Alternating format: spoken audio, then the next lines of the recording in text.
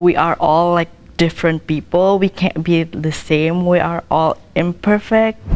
The concept of trying to use technology to create a utopian society is interesting, to say the least. One thing I always been asking about the Olympics and the Paralympics. I do believe that in 10, 20 years, a Paralympian will be faster than a person without a disability. Why would you change your natural ability?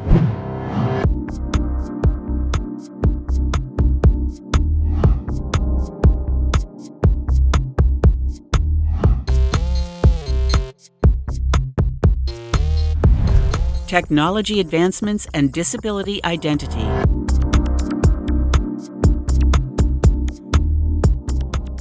My name is Cheryl Bergstaller. I direct Accessible Technology Services at the University of Washington. Science and technology has progressed to a point where we might be able to eliminate certain disabilities. But just because we can, should we? We talked to some students with disabilities, and we asked them to answer that question. I like the idea of kind of using technology to help people out, to advance the human race, but at the same time it creates this whole dilemma of at what point does it become too much? I can personally say that technology has definitely helped me to access things that otherwise I wouldn't be able to access, and I think progression for technology is definitely beneficial to people with disabilities. But I think there's definitely a line between something like a more improved wheelchair and an exoskeleton for someone in a wheelchair to be able to walk. And I think the difference between those two things is one seeks to improve the life of the person with disability or make access easier for them. The other one seeks to eliminate disability. And I think that is a key difference that a lot of able-bodied people who don't have a lot of experience with disability miss.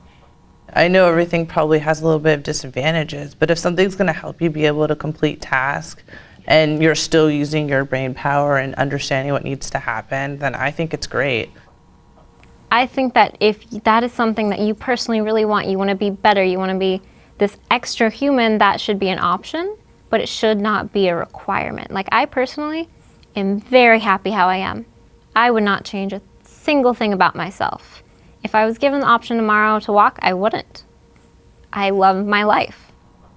Instead of trying to use technology to create the perfect human being, we should focus more on just trying to deal with the issues at hand in terms of creating a society that is equally accessible for people who are currently not able to have the same opportunities as others.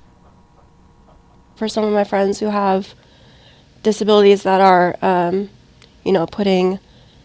shortening their lives, and there's technology that is bringing out new studies, bringing out new drugs that are going to help them get stronger and be able to live longer. I think that stuff is great. But I also do see where it's problematic in trying to force people to become more normal and when they don't necessarily want to be. Why do we need to fix everyone and fix everything?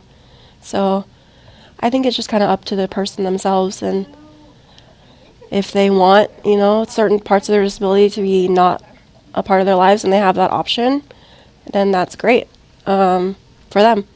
But I don't think it should be forced upon anyone, and that societal pressure shouldn't be, you have to do this because it's available.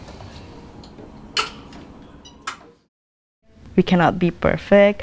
So, and I think like the differences between us, even though if it's like disability or not, it's like what makes us special and stands out.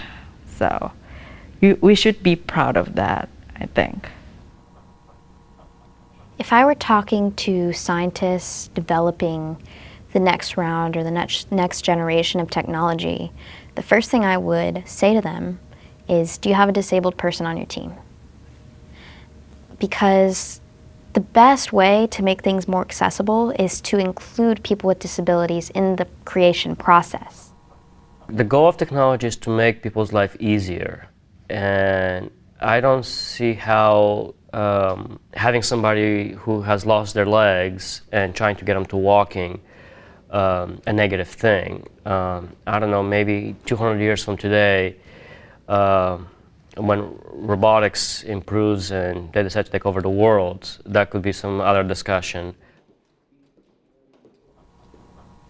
There is a very fine line where we have this technology available to people to better their ability to get around in the world, but then we also have to be sure that we're not assuming that they want this technology because it's going to quote unquote cure them or make them more able-bodied. We should be asking the questions, do you want this technology not because it's going to make you more like able-bodied, but is it actually going to improve your life as a disabled person, able to get around and accommodate you with the things that you need help with, instead of just trying to get people to kind of merge towards this one standardized version of what the body should be able to do. So maybe whether the tool is like having a hand or, some type of device that can help them climb, I think that's awesome. But really the key thing is that they want that for themselves.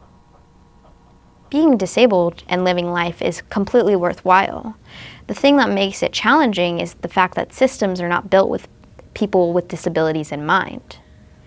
And so the change that really needs to happen, more than fixing people with disabilities, is changing our society to be accessible for people with disabilities, to be able to have access to all the things that everyone else accesses.